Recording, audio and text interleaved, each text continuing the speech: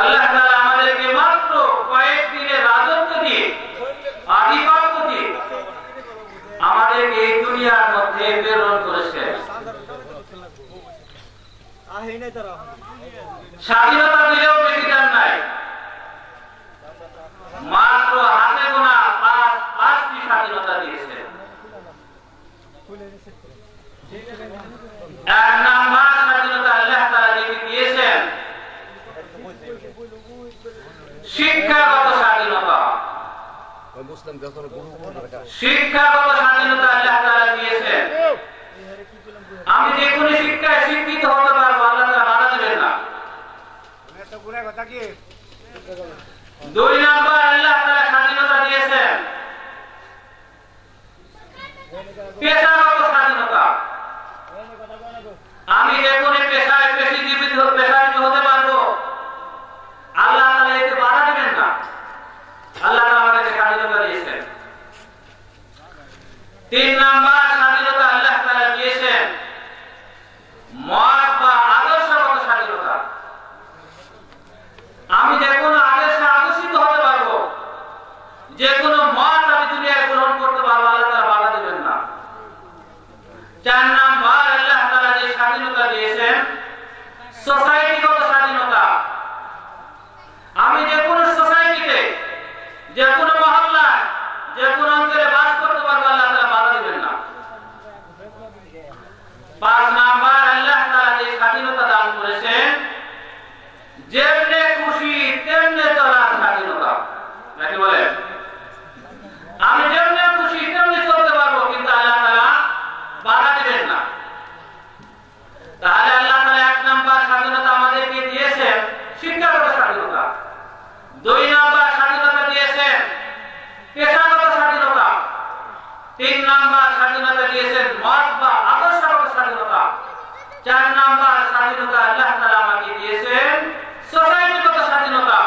পাঁচ নাম্বার স্বাধীনতা দিয়েছেন যেমনে মনে চায় তেমনে চলার স্বাধীনতা। আল্লাহ তাআলা এজন্য দলিল পেশ করছেন যে আমি যে তোমাদেরকে স্বাধীনতা দিয়েছি,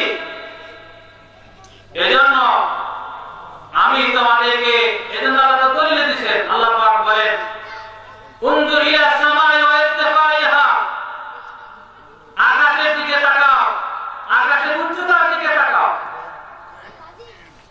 এই বিশাল আকাশ আমি যদি বাধ্য করতে পারি, নিয়ন্ত্রণ করতে পারি, তোমার মতো মানুষকে বাধ্য করা আমার জন্য ব্যাপার না। কিন্তু আমি স্বাধীনতা দিয়েছি পাঁচটা, তোমাকে বাধ্য করবো না। তাও আকাশ একটা নয়, সাত তবক আকাশ, সাতটা, সবগুলা সমান নয়, একটা একটা সাথে বড়। আর উলা বিসানিয়া, প্রথম আকাশ দ্বিতীয়টার তুলনায় এমন ছোট যেমন একটা ফুটবলের মাঠের তুলনায় একটা বল যেরকম ছোট, প্রথম আকাশের তুলনায় প্রথম আকাশ দ্বিতীয় আকাশের তুলনায় এত ছোট, দ্বিতীয়টা তৃতীয়টার তুলনায় তার চাইতে ছোট, তৃতীয়টা চতুর্থটার চাইতে তার তুলনায় ছোট। আল্লাহ বলেন তারাও না বিগাইরি আমাদিন, যাকে আমি কুটি ছাড়া উঠে রাখছি। আল্লাহ বলেন তোমাদেরকে আকাশ দিয়ে বোঝার তোমাদের ক্ষমতা নাই। তার কারণ লা ইয়ালামু কাউলুহু ওয়া আরদুহু ইল্লা হুয়া, আকাশ এবং জমিনের পাশ সম্পর্কে কেউ জানে না, একমাত্র আল্লাহ তাআলা ছাড়া। আল্লাহ বলেন যদি আমি আকাশ দিয়ে বোঝানো শুরু করছি, কিন্তু তোমাদের আকাশ দিয়ে বোঝায় আসার কথা নয়। তার কারণ আকাশের দৈর্ঘ্য প্রস্থ সম্পর্কে আল্লাহ তাআলা কাউকে জানান নাই। ওয়ালা নবিয়্যুন মুরসাল, কোন নবীকেও জানান নাই। অথচ আল্লাহ তাআলা নবীদের ব্যাপারে বলছেন ওয়া মা হুয়া আলাল গায়বি বিদানীন,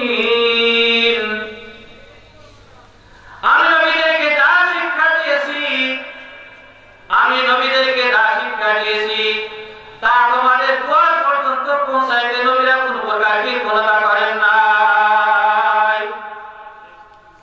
অথচ এই নবীদের সম্পর্কে নবীদেরকে জানেন না আকাশের দৈর্ঘ্য প্রস্থের কথা। ওয়ালা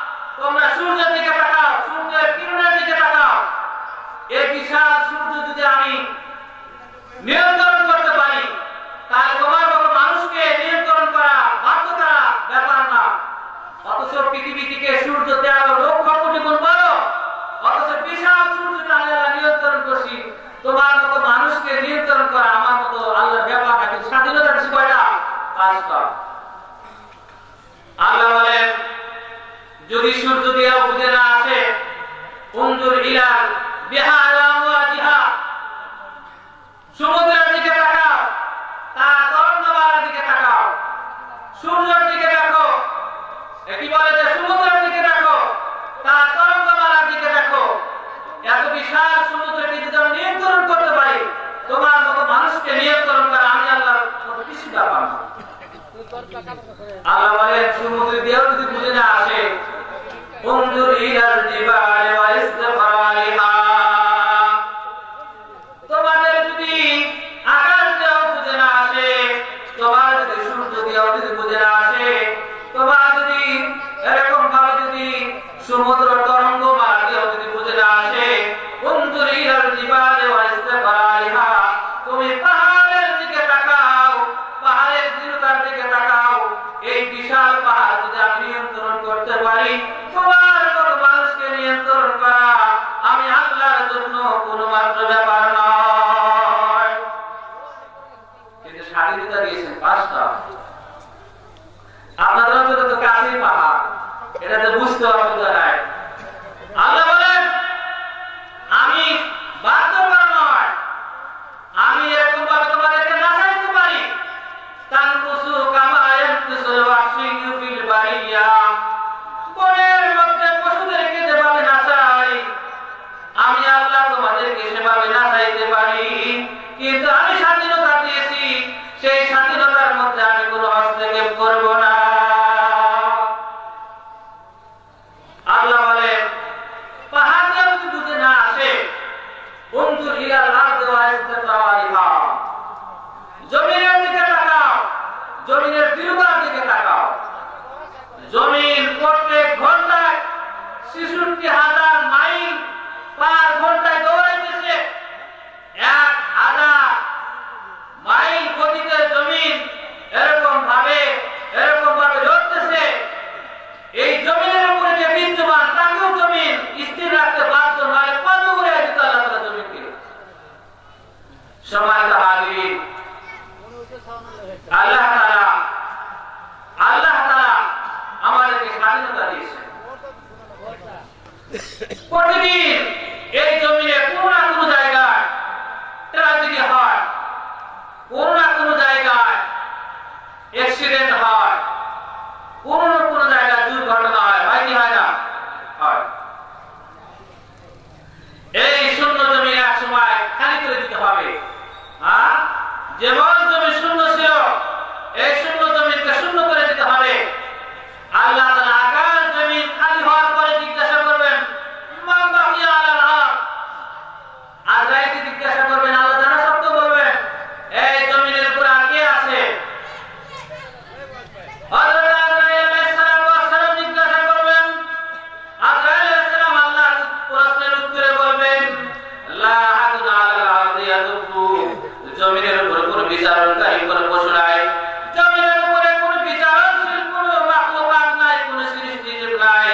আল্লাহ বলবেন আইনাল্লাযীনা ইয়াঈশুনা ফী বুরুজিম মুশাইয়াদা, কোথায় তারা যারা নিশ্চিন্ত বেষ্টনীর মধ্যে ছিল, যারা 110 তলার মধ্যে ছিল, যারা নিশ্চিন্ত বেষ্টনীর মধ্যে ছিল, তারা কোথায়? আল্লাহ বলবেন তাদেরকেও নিয়ে আসছি। হ্যাঁ, বলবেন তাদেরকেও নিয়ে আসছি। এবার আল্লাহ তাআলা শব্দ বলবেন আর কারা বাকি আছে? আজরাইল আলাইহিস সালাম বলবেন আহলুস সামাওয়াতি ওয়াল আরদি, আকাশবাসী আর জমিনবাসী বাকি আছে, একমাত্র আকাশবাসী বাকি আছে। আল্লাহ বলবেন আকাশবাসীর মৃত্যু হোক, আকাশবাসীর মৃত্যু হয়ে যাবে। আল্লাহ পাকের জানা শব্দ জিজ্ঞাসা করবেন এখন কারা বাকি আছে? আজরাইল আলাইহিস সালাম বলবেন আমরা 12 জন, আর আপনি হাইয়ুল কাইয়ুম মোট 13 জন আমরা জীবিত আছি। আর বহনকারী 8 জন ফেরেশতা, জিবরাইল, মিকাইল, ইসরাফিল, আজরাইল আলাইহিস সালাম এই মোট 12 জন, আর আপনি হাইয়ুল কাইয়ুম, আপনি চিরঞ্জীব, আপনি বাকি আছেন। আল্লাহ তাআলা বলবেন জিবরাইল, ইসরাফিল, মিকাইল 3 ফেরেশতার মৃত্যু হয়ে যায়, 3 ফেরেশতার মৃত্যু হয়ে যাবে। আল্লাহ জানা থাকা সত্ত্বেও জিজ্ঞাসা করবেন এখন আর কি বাকি আছে? আজরাইল বলবেন আমরা 9 জন, আর আপনি হাইয়ুল কাইয়ুম,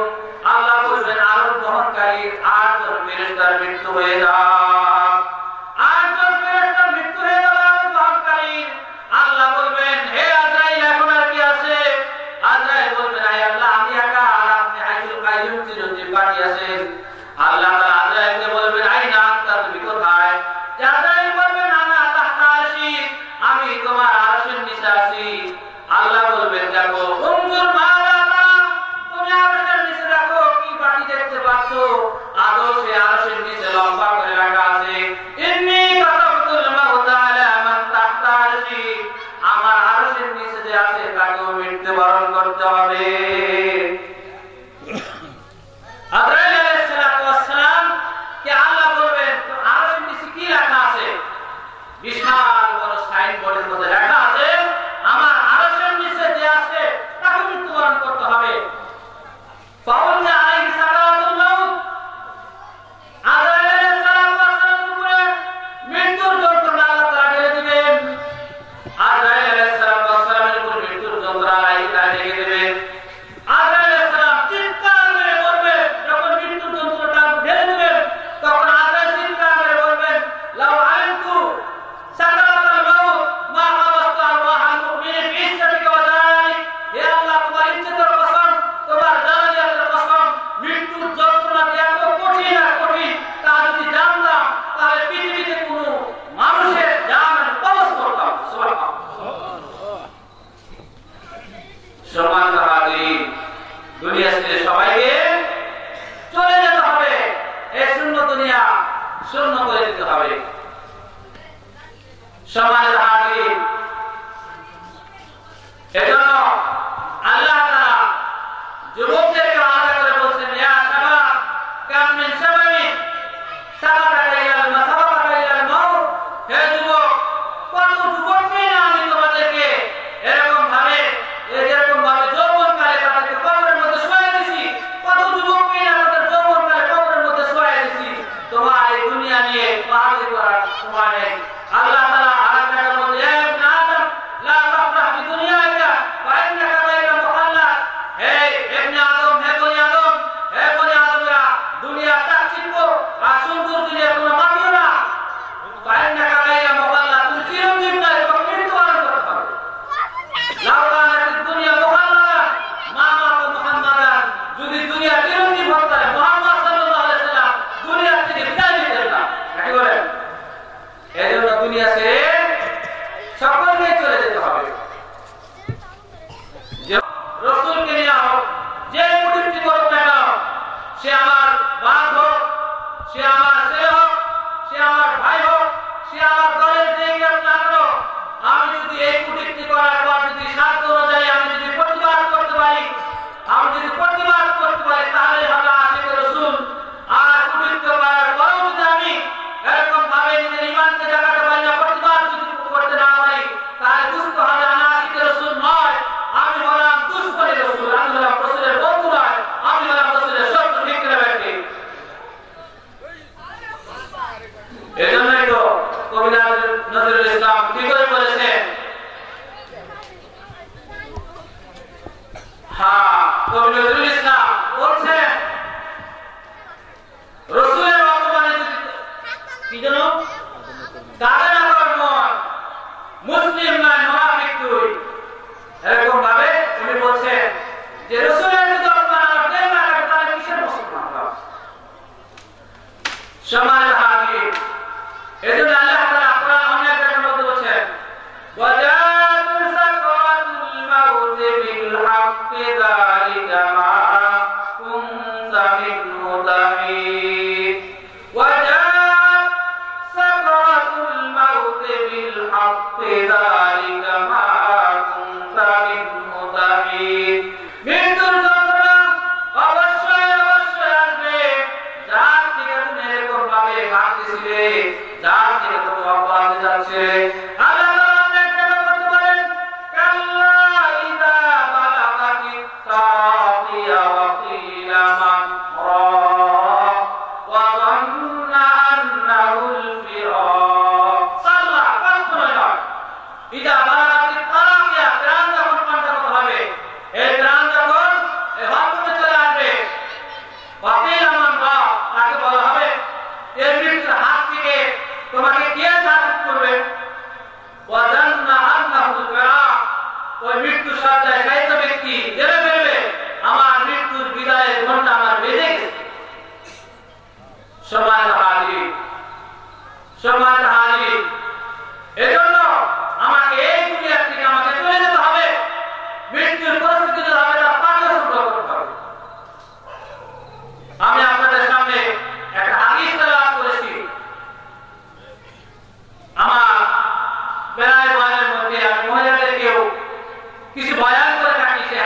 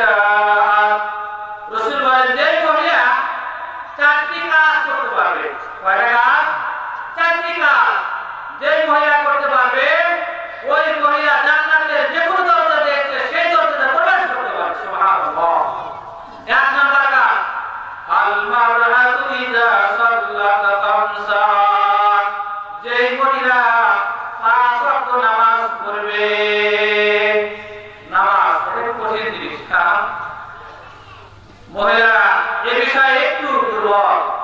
আপনি বাজারের সময় লাগাই যাবেন, গিয়ে দেখবেন ঘুমায়াই রয়েছে। এজন্য যে মহিলা 5 ওয়াক্ত নামাজ পড়বে, 2 নাম্বার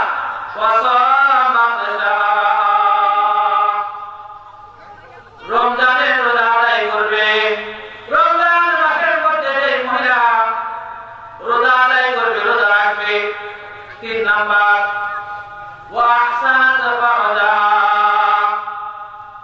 নিজের লজ্জাস্থানকে হেফাজত করবে পর পুরুষ থেকে। পুরুষরা নিজের লজ্জাস্থানকে পর মহিলা থেকে হেফাজত করবে, আর মহিলারা নিজের লজ্জাস্থানকে পর পুরুষ থেকে হেফাজত করবে। যে মহিলা স্বামীর অবসরে অনুপস্থিতিতে নিজের লজ্জাস্থানকে হেফাজত করবে, ওই মহিলাকে আল্লাহ তাআলা জান্নাত দান করবে। 4 নাম্বার হলো ওয়াতাত বালাহা, যে মহিলা স্বামীর খেদমত করবে, ওই মহিলাকে আল্লাহ তাআলা জান্নাত দান করবে। সম্মানিত হাজিরিন, 1 নাম্বার কাজ হলো নামাজ পড়া। সম্মানিত হাজিরিন, নামাজের ব্যাপারে কোরআনে কারিমের অসংখ্য অগণিত জায়গার মধ্যে আল্লাহ তাআলা নামাজের কথা বলেছেন। হাফিজু আলা সালাওয়াত ওয়াস সালাতিল মুস্তা, অন্য একটা কথা আল্লাহ বলেছেন ওয়াস্তাঈনু বিস সাবরি ওয়াস সালাহ। আল্লাহ তাআলা নামাজের তাকিদ দিয়েছেন। সম্মানিত হাজিরিন, হযরত লুকমান আলাইহিস সালাতু ওয়াস সালাম তার ছেলেকে যে নসিহত করেছেন, ইয়া বুনাইয়া আকিমিস সালাহ, হে ছেলে তুমি নামাজটা কায়েম করো। হাদিসে পাকের মধ্যে আছে খামসু সালাওয়াত ইফতারাহুন্না আল্লাহু তাআলা মান আহসানা উজুরাহুন্না ওয়া কুসুরাহুন্না। রাসূলুল্লাহ সাল্লাল্লাহু আলাইহি ওয়াসাল্লাম বর্ণনা করেন 5 ওয়াক্ত নামাজ আল্লাহ তাআলা আমাদের উপর ফরজ করেছেন। যে ব্যক্তি সুন্দর রূপে ওযু করলো, এরকম ভাবে ওযু করার পরে রুকু সুন্দরভাবে করলো, সিজদাও সুন্দরভাবে করলো, করে ঠিকঠাক মতো করার পরে নামাজকে সম্পন্ন করলো, কানা আল্লাহ ইয়াগফিরা, ওই ব্যক্তিকে আল্লাহ তাআলা মাফ করার জন্য জিম্মায় ওয়াজিব হয়ে যায়। সুবহানাল্লাহ। অনেক একটা রাসূল বলেন, হে আমার সাহাবায়ে کرام, তোমাদের বাড়ির পাশে যদি কারো নালা থাকে, নদী থাকে, প্রবাহমান স্রোত বইতেছে, সেখানে যদি কেউ 5 বার গোসল করে, তার শরীরে কি কোনো ময়লা থাকে? থাকে ভাই? এই যে একটা সুন্নাত আদায় করলাম। রাসূল জিজ্ঞাসা করেছিলেন সাহাবাদেরকে, আপনাদের মতো সাহাবারা উত্তর দিয়েছিলেন, একটা সুন্নাত আদায় করলাম। রাসূল বলেছেন, মান তামাসসাকা বিসুন্নতি ইনদা ফাসাদ উম্মতি, যে ব্যক্তি, যে উম্মত এই ফিতনা ফাসাদের জামানার মধ্যে একটা সুন্নাত আদায় করবে, রাসূলুল্লাহ সাল্লাল্লাহু আলাইহি ওয়াসাল্লাম বর্ণনা করেছেন, তাকে 100 শহীদের সওয়াব দান করা হবে। সুবহানাল্লাহ।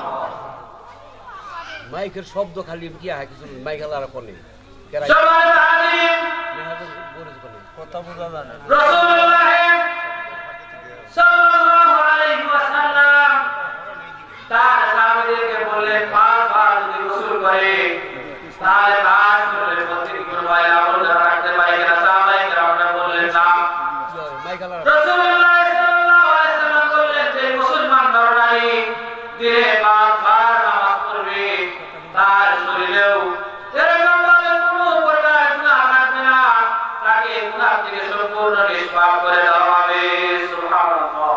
হযরত আবু যর মালিক রাদিয়াল্লাহু তাআলা কে এই মাত্রা শিক্ষা দিতে রাসূল নিয়ে বের হলেন। বের হওয়ার পরে, আচ্ছা মাইক অপারেটর ভাইরা, তাকে মাইকের কোনো সমস্যা ঠিক করে দেন, আমরা শুনতে থাকি আর দোয়া করতে থাকি, আল্লাহ তাআলা মাইককে ঠিক করে দেন।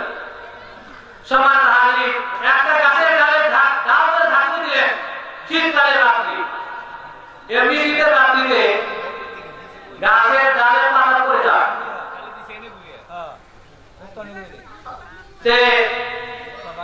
গাছের ডাল ধরে যখন ঢাকতে দিল, সবগুলা পাতা পড়ে গেল।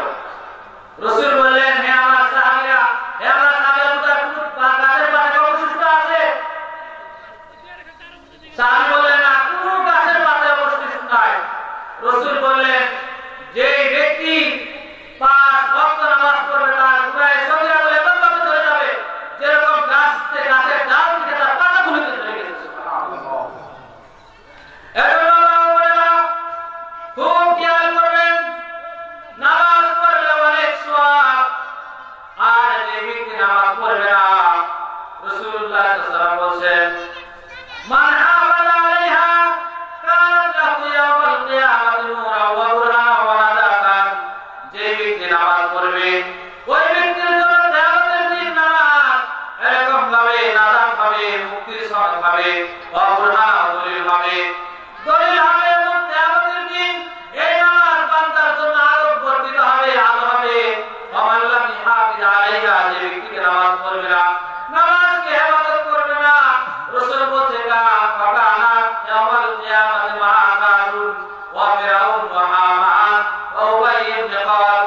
আর যে ব্যক্তি নামাজ পড়বে না তার হাসর নাসর হবে হামানের সাথে, কারুনের সাথে, সাদ্দাদের সাথে। নাউযুবিল্লাহ। এজন্য এক নম্বর কাজ হলো আমাদেরকে নামাজ পড়তে হবে, নামাজ পড়তে হবে। 2 নাম্বার হলো রোজা রাখতে হবে। যে মহিলা রমজান মাসের মধ্যে রোজা রাখবে তো বছরে একবার আসে। 3 নাম্বার হলো ওয়াদা ওয়াসাদ ফাদা, যে মহিলা নিজের লজ্জাকে হেফাজত করবে আল্লাহ ওই মহিলাকে জান্নাত দান করবে। সম্মানিত হাজির, মুসলিমের হাদিসের মধ্যে আছে মাইয়াতুল লিলাহি ওয়া মা বাইনা লিলাহি আরবাআহু জান্নাহ। রাসূল বলেন যে মহিলা পুরুষ মা বাইনা লিলাহি 2 কলের মাঝখানে জিহ্বা, এই জিহ্বাকে যে মহিলা এবং পুরুষ হেফাজত করবে, মা বাইনা লিলাহি 2 রানের মাঝখানে লজ্জা স্থান আছে, এটাকে যে মহিলা পুরুষ হেফাজত করতে পারবে, আল্লাহ রাসূল বলেন এই দুটো জিনিস কেউ যদি হেফাজত করতে পারে, রাসূল বলেন আমি তার জন্য জান্নাতে যাওয়ার জন্য আমি জামিন হয়ে গেলাম। পৃথিবীর মধ্যে যত অঘটন ঘটে, আগাম আর টুকাম ঘটে, এই দুটো জিনিসের কারণে, এক হলো জিহ্বা আর এক হলো লজ্জাস্থান। রাসূল এই দুটো জিনিসকে হেফাজত করতে বলেছেন।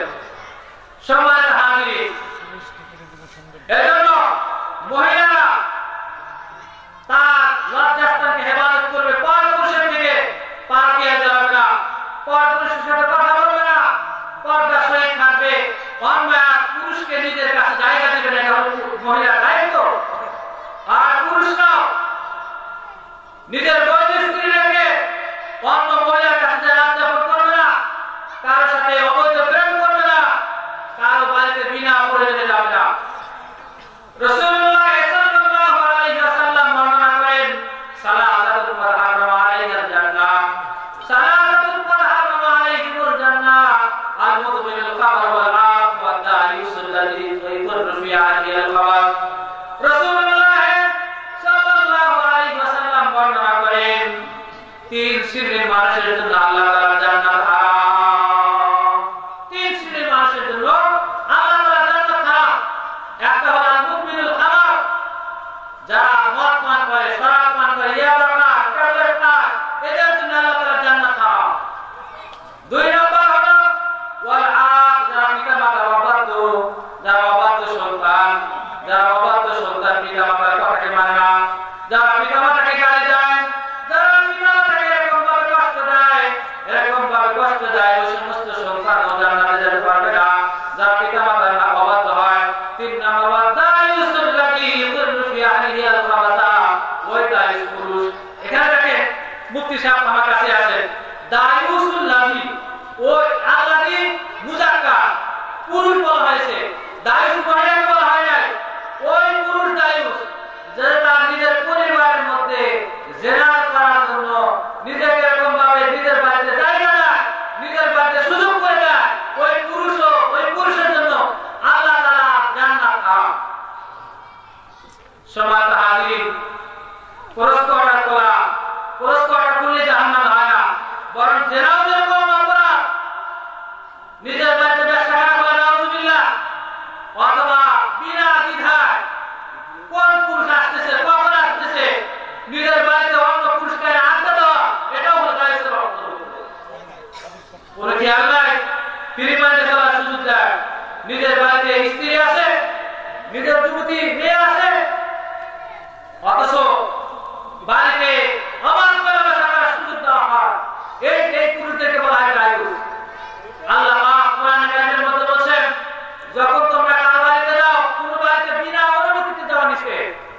রাসূলুল্লাহ সাল্লাল্লাহু আলাইহি ওয়াসাল্লাম সুন্নাহ শিখিয়ে দিয়েছে, যখন তোমরা কারো বাড়িতে যাও প্রথম গেট থেকে তিনবার সালাম দাও, আসসালামু আলাইকুম, আমি কি আসতে পারি?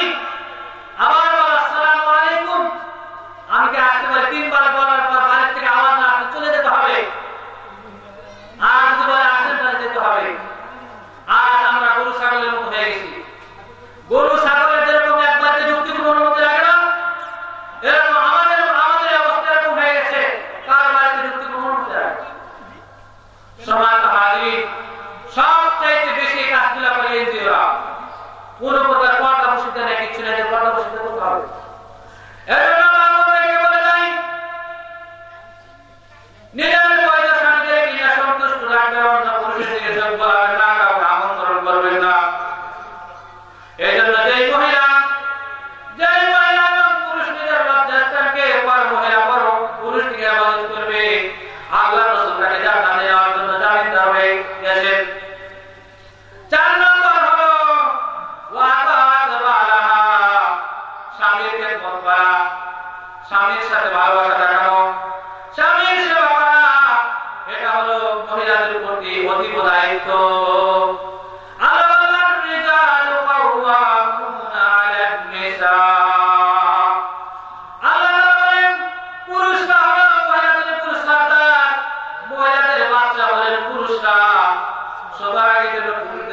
মহিলাদেরকে বলে যায়, স্বামীদেরকে একজন বাচ্চা যেরকম ভাবে সম্মান পায়, স্বামীও আপনার কাছে এরকম সম্মান পাওয়ার উপযুক্ত।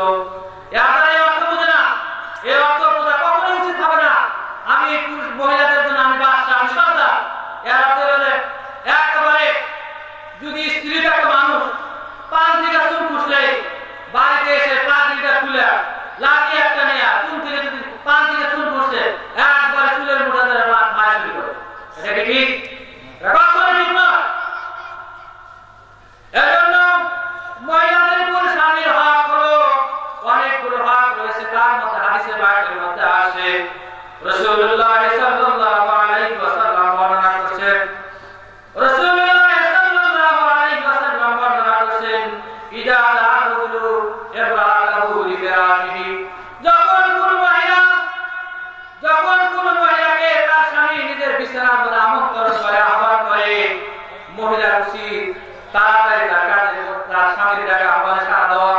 ওয়ালাউ কানাত ফিতান্নুর, যদিও ওই মহিলার পাতিল যদিও চুলার উপর হয়, তার শাক ও তার ভাত ও চুলার মধ্যে থাক না কেন, সেই অবস্থার মধ্যে স্বামীর ডাকে আহ্বান দিয়ে তার কাজের মধ্যে যে সাড়া দিতে হবে।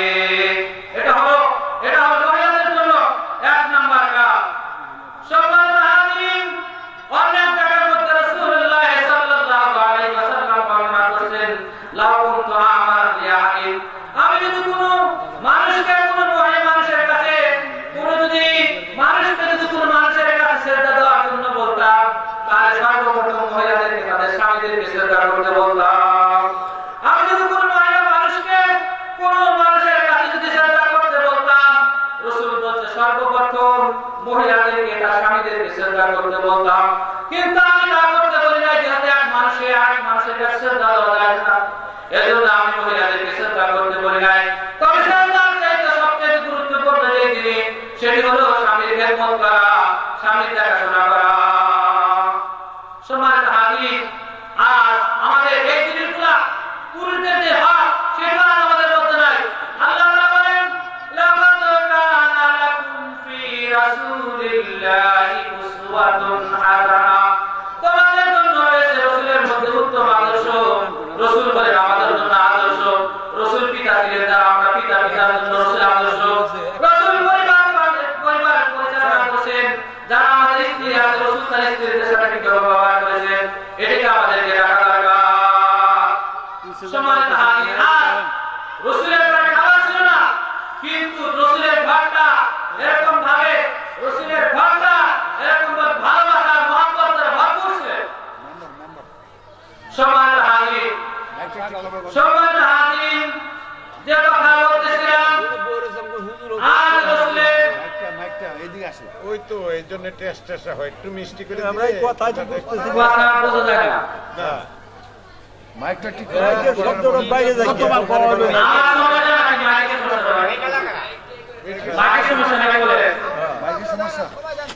কতবার কইলে মানুষ পাওয়া না এটা কার কি দায়িত্ব দিছো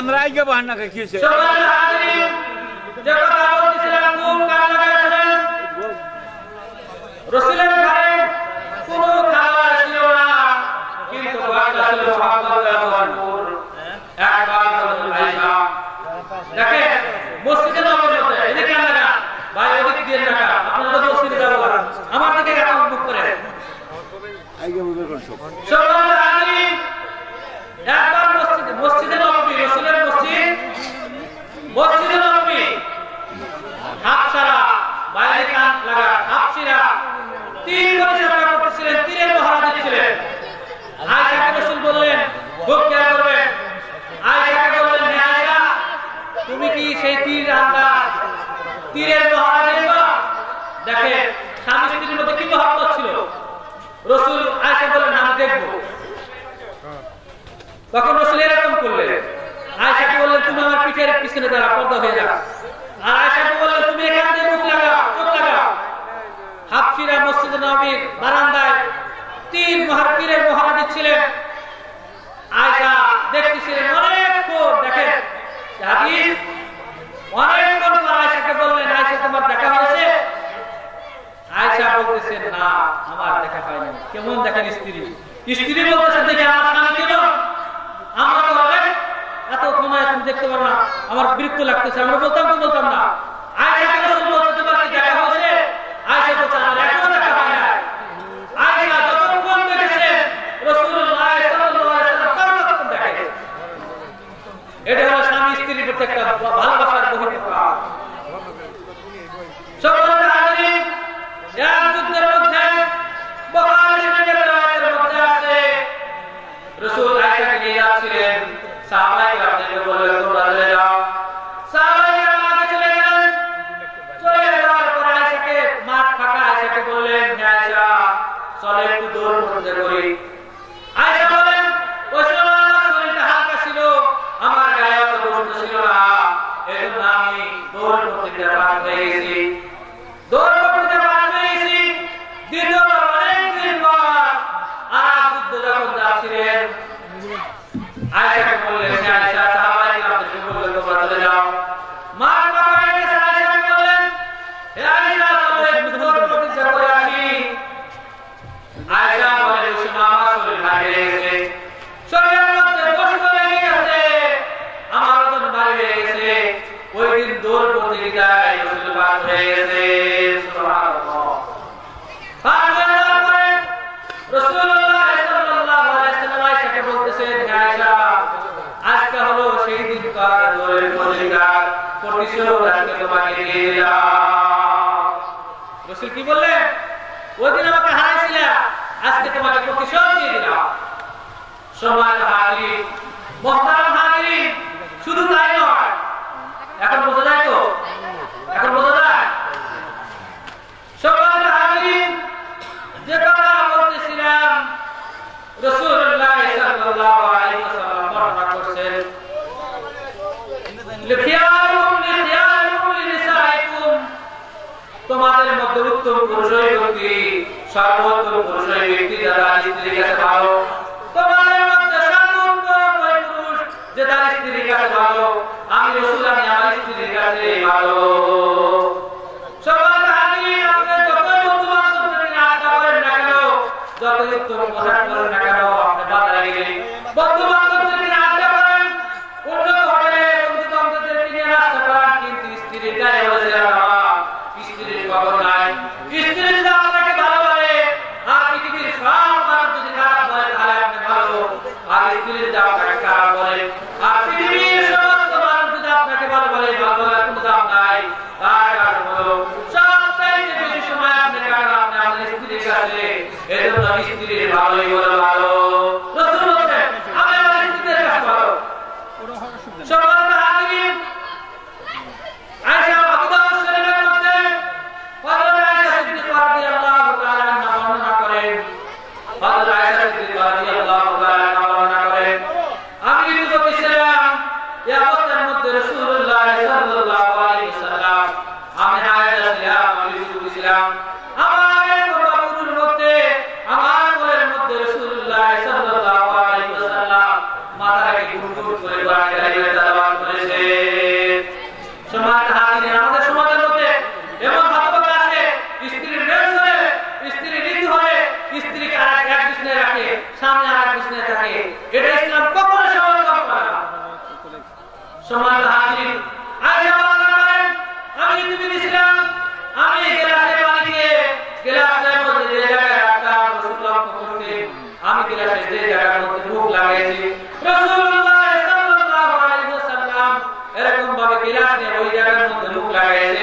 যে জায়গার মধ্যে আমি আয়েশা মুখ লাগিয়েছি।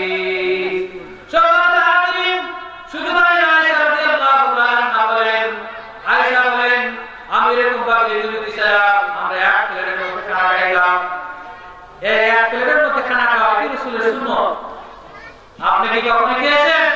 তাহলে আপনার ঘরের মধ্যে আগুন জ্বলবে না, কার ঘরের মধ্যে আগুন জ্বলবে?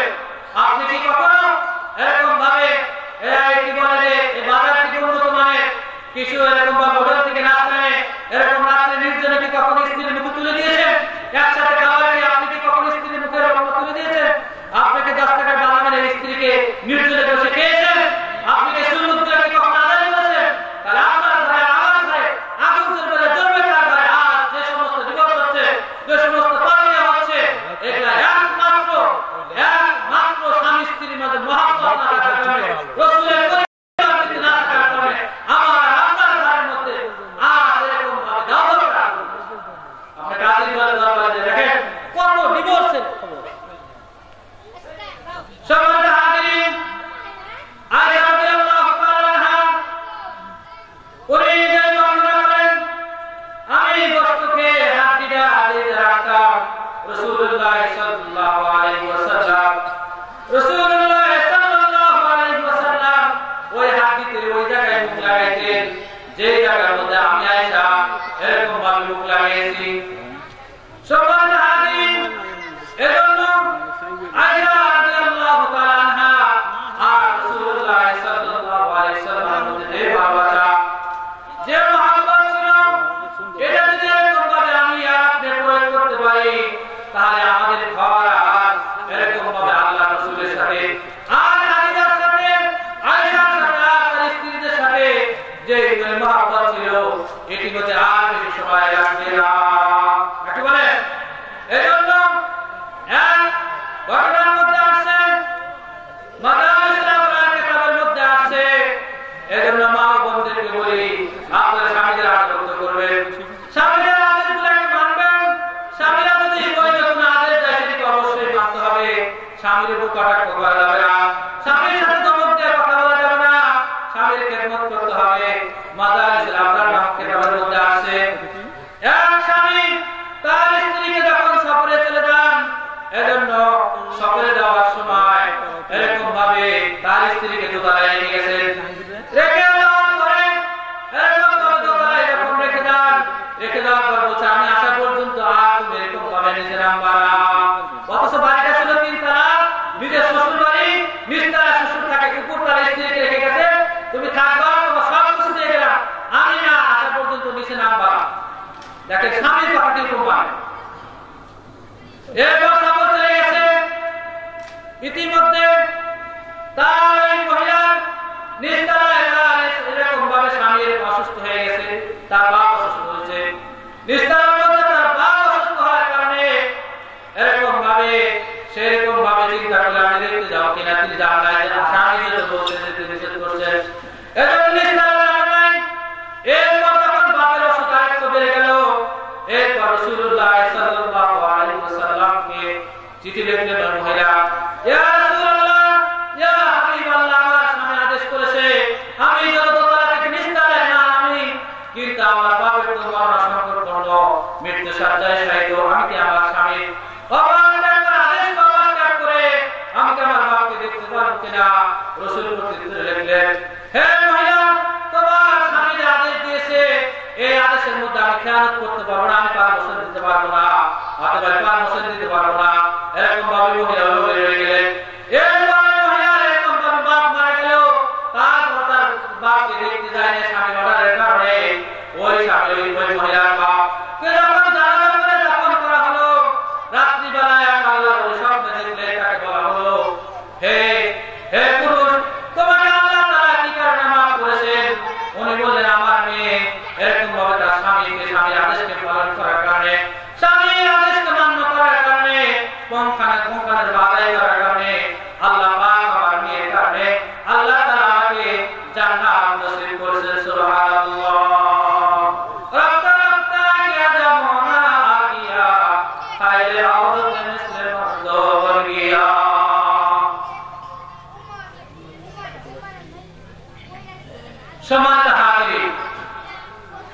এজন্য আমি আপনাদেরকে দুটো জিনিস বললাম। একটা হলো আমাদেরকে দুনিয়ার থেকে মৃত্যুর প্রস্তুতি নিতে হবে। দুনিয়া মৃত্যুর পরবর্তী জিন্দেগির জন্য দুনিয়ার থেকে বেশি বেশি এরকম ভাবে পাতে সংগ্রহ করতে হবে। হাদিসে পাকের মধ্যে দুনিয়া মাযরাতুল আখিরা, দুনিয়া হলো আখিরাত কামাই ক্ষেত্রফল। এদের নেককার বেশি বেশি করতে হবে, কোরআন কারীম বেশি পড়তে হবে, নামাজ কালাম ঠিকমতো পড়তে হবে। এরকম ভাবে হালাল করতে হবে, হারাম থেকে বর্জন করতে হবে। আর মহিলাদেরকে কয়েকটা কথা বললাম। এক নাম্বার হলো যে 5 ওয়াক্ত নামাজ পড়া, 2 নাম্বার হলো রমজানের রোজা রাখা, নিজের লজ্জাস্থানকে হেফাজত করা, 4 নাম্বার হলো স্বামীর খেদমত করা। আল্লাহ জাল্লা জালালুহু আম্মা নওয়ালুহু আমাদের সকলকে এই কথাগুলোকে আমল করার তৌফিক দান করুন। আমিন। ওয়া আখিরু দাওয়ানা আলহামদুলিল্লাহি রাব্বিল আলামিন। আসসালামু